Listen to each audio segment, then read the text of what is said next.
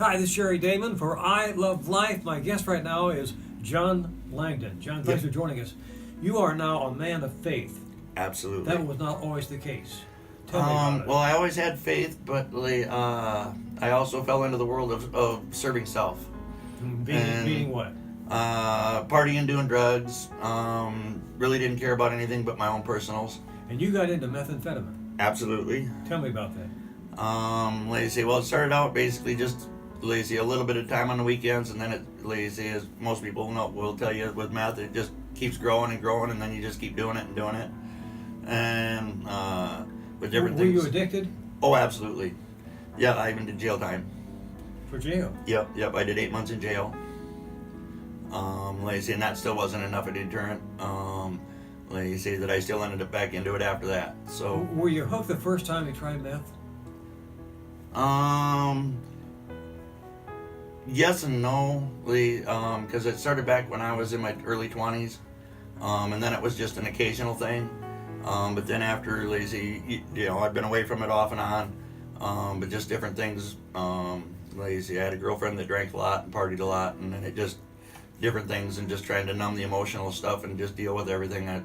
Instead of lazy turning to the Lord and dealing it with Him and doing it the right way, I was trying to cure it with drugs. And you had a near-death experience along the way. Yes. Tell us about that. Well, I'd fallen asleep in a recliner, and I had actually 4 front teeth that were getting bad. My 2 main ones were real bad, but I had one actually break off and go down my throat, and stuck somewhere right in here, and I'm guessing the sinus drainage sealed off my airway, and the next thing I knew, I couldn't breathe, and went into convulsions, and basically everything kind of went black for a while after that. What happened while you were in black? It was the most lonely, I don't even know how to describe it, the loneliest feeling you could ever possibly imagine. And it's even a little worse than that. But there was all these, basically I could feel the presence of people or spirits all around me, but I could not speak or talk to anybody. And it was just complete darkness.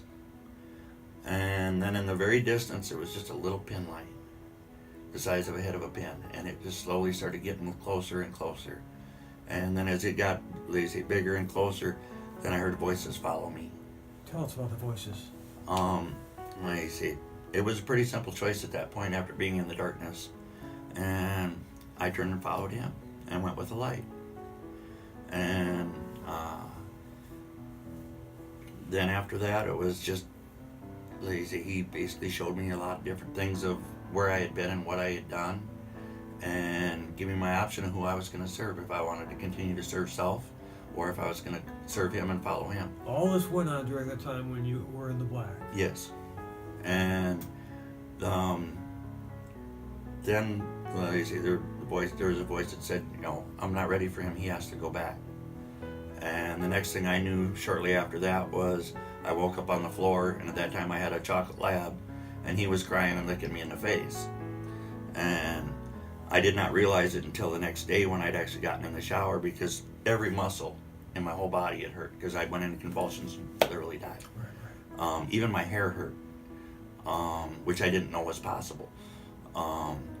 But when I did get into the shower and stuff, I had teeth marks top and bottom on my left thigh, where my dog had to pull me out of the chair. That's the only thing I can figure where the teeth mark bruises came from. And that changed your life entirely. Just a little bit. I started serving the Lord, and I showed up here at Faith Temple the following Sunday, and I haven't missed too many since. How is your life today, John? Without meth? Without meth, awesome. Absolutely awesome. I've got to be part of the junior camp with the kids since '03, which is just an awesome blessing to spend a week every summer with the kids down at junior camp. The men's retreat, doing the food giveaways, cooking and serving here at the church. You're really involved, though. Just a little bit. Yeah. What's your message to someone viewing this video right now, John? That person is addicted to meth or other drugs. What message or hope can you share right now, John? Turn it to the Lord. Introduce yourself to a man named Jesus and His Spirit. Follow Him.